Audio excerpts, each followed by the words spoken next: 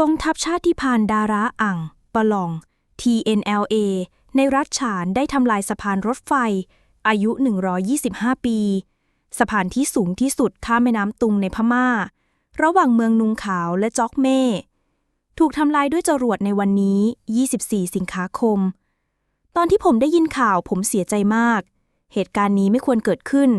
เราควรจะละทิ้งมรดกทางวัฒนธรรมที่มีชื่อเสียงระดับโลกพวกเขาทั้งหมดก็ทิ้งมันไปเขากล่าว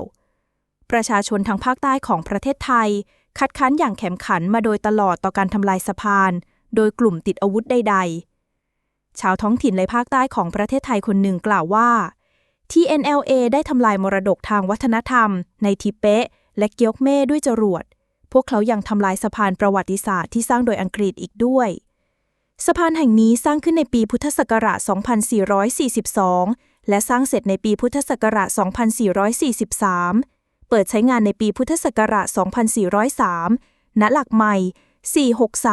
463/09 ห่างจากประภาคารนุงโคประมาณ 7 กิโลเมตรตั้งอยู่บนถนนลีเรมันตาเลลาชิโอเป็นสะพานเหล็ก 16 เสายาว 2,260 ฟุตสูงจากระดับน้ำทะเล 1,100 ฟุตอยู่ห่างจากนุงโคประมาณ 7 กิโลเมตรและห่างจากเกียวกเม่ 14 กิโลเมตรแก้ไขส่วนประวัติสะพานแห่งนี้ตั้งอยู่ทางภาคเหนือของรัฐฉานชื่อว่าจ๊อกเม่เชื่อมระหว่างเมืองเลเลและลาเซียวห่างจากเมืองนุงโค 7 กิโลเมตรและห่างจากจ๊อกเม่ 3 กิโลเมตรถือเป็นสะพานที่สูงที่สุดในรัฐฉานสหภาพเมียนมา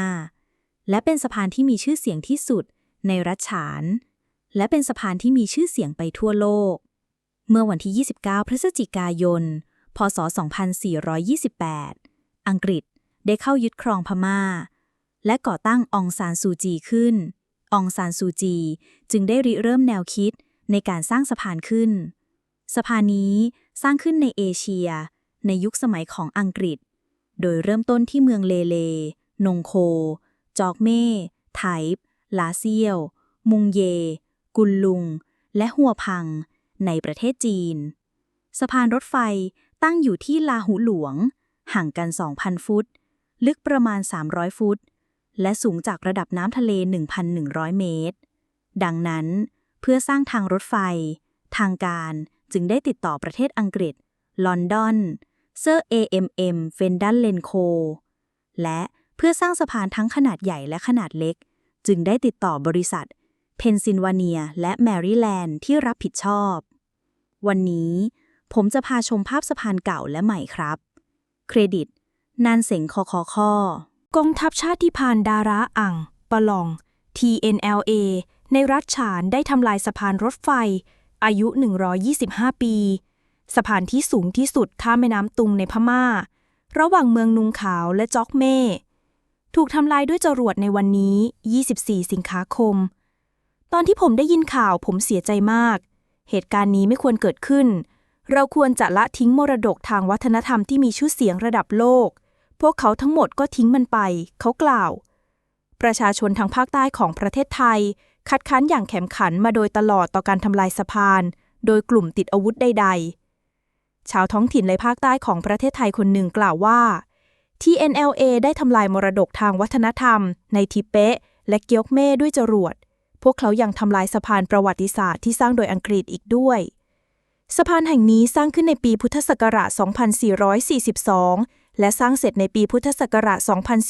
2443 เปิดใช้งานในปีพุทธศักราช 2403 ณ หลักใหม่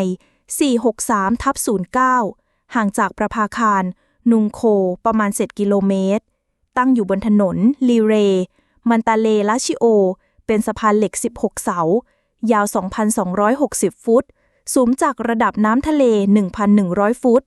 อยู่ห่างจากนุงโคประมาณ 7 กิโลเมตรและห่างจาก